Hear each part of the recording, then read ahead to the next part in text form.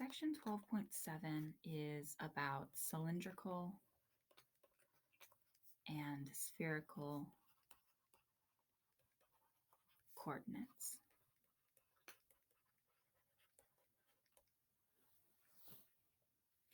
And so first off, we're just going to write out the definitions of these new coordinates. And then we'll kind of talk about what they mean. So save this in a place that you can easily refer back to in your notes.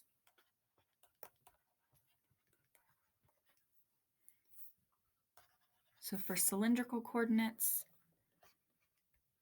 what we're going to do is for some random point that used to be x, y, z,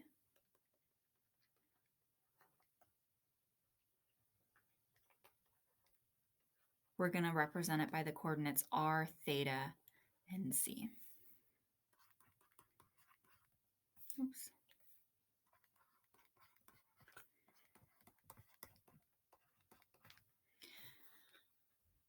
So your r, theta are going to be the exact same as you had for polar coordinates in the xy plane, and then your z just stays the same.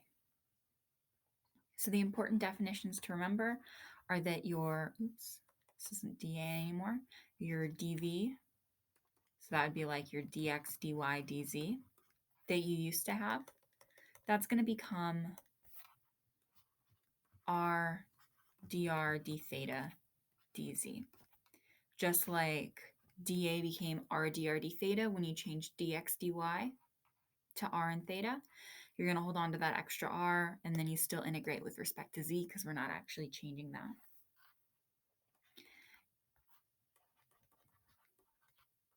Anytime you see an x squared plus y squared, you can still change that to an r squared. X goes to r cosine theta, and y goes to r sine theta. And so writing these down again will probably feel familiar because I just want to emphasize that this is just polar coordinates to replace xy, and z stays the same.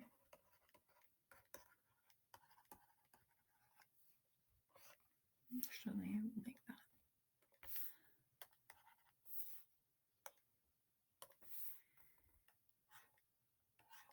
Okay, so hopefully this picture is clear. What I've done is I've tried to show you that your r theta substitution happens to sort of the projection of your point in the xy plane. Maybe I'll clean this up a little bit for you. So z is actually this height.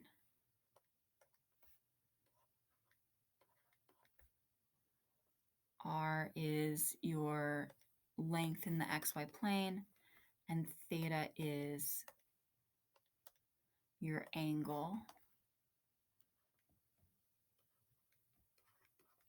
spanning counterclockwise from the positive x-axis.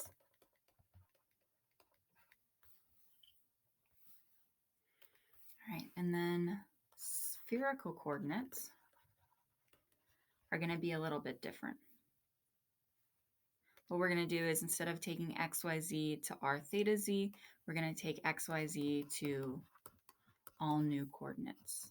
Those are going to be rho, phi, well, let's do theta first. Rho, theta, and phi. And a sketch of this is going to be much more important here because this phi is new to us. So if you're at a random point,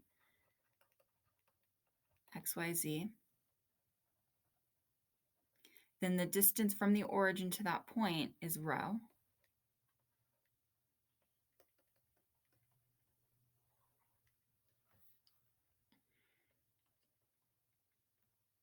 Your theta is still defined the same way as before, where you think about your points xy values, and then you spin theta counterclockwise from the x-axis to reach the angle of that point. And then phi is going to be this angle right here, where you spin kind of this line that shows you the length of rho. Imagine spinning that down from the positive z-axis.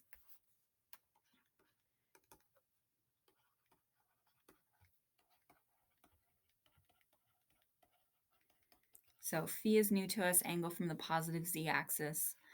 Rho isn't quite new to us. It uses the same idea as r did before, but now instead of thinking about the distance from the origin in the xy plane, we think of the distance from the origin in 3 space.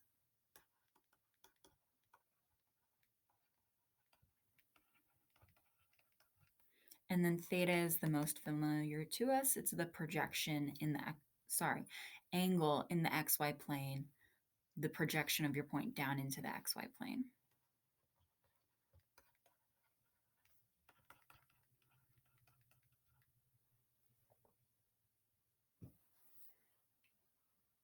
And then to make these substitutions,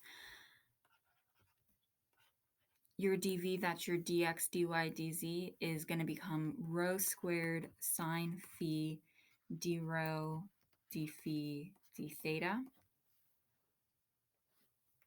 I just want to make sure I got that sine versus cosine right for you.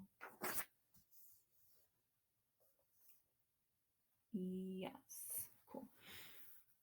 And then your preferred substitution, like in polar coordinates, we had x squared plus y squared can become r squared. That's going to be x squared plus y squared plus z squared becomes rho squared. That's a, same sort of thing as you see in a distance formula. Rho is distance from origin. This is the easiest substitution you can use. If you have to substitute the variables all separately, you're going to have that x becomes rho cosine theta sine phi. Y becomes rho sine theta sine phi. Oh, my first one, sorry, I wrote theta but said phi. Okay. And then z becomes rho cosine phi. And sort of the way to remember this is hopefully you have good memory of x and y becoming r cosine theta and r sine theta. And whenever you forget, you can think about your unit circle and be like, cosine's the one that's not 0 at 0. So this cosine theta and sine theta stays the same for x and y because they're still defined the same way in terms of theta. And so really, even though this looks more complicated, the only thing you have to remember is that you add the sine phi for both x and y and the cosine phi to z. And something that helps with remembering that, why am I so bad at writing phi? Is in this picture where I wrote theta but meant phi. Z is related to phi the same way x is related to theta. So just like x gets cosine theta, z gets cosine phi. And then after that, x and y get the leftover trig function, sine phi. So that can help you reason through these coordinates, or you can just commit these to memory. I just know that these two tend to trip a lot of people up.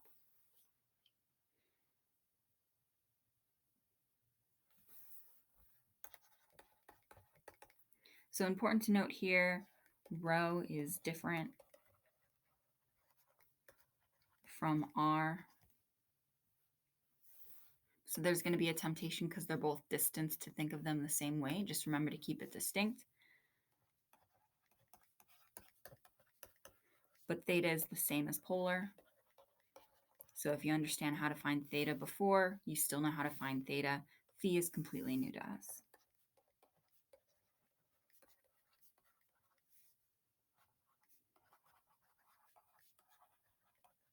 And it comes from the positive z-axis. There's going to be a temptation because you're already thinking about theta coming this way to think that phi should come up this way, up from the xy plane, and it doesn't. It comes from the positive z-axis. So just remember that. How are we doing on time? Okay, in the next video, we'll talk about using these things, and then we'll do some quick examples.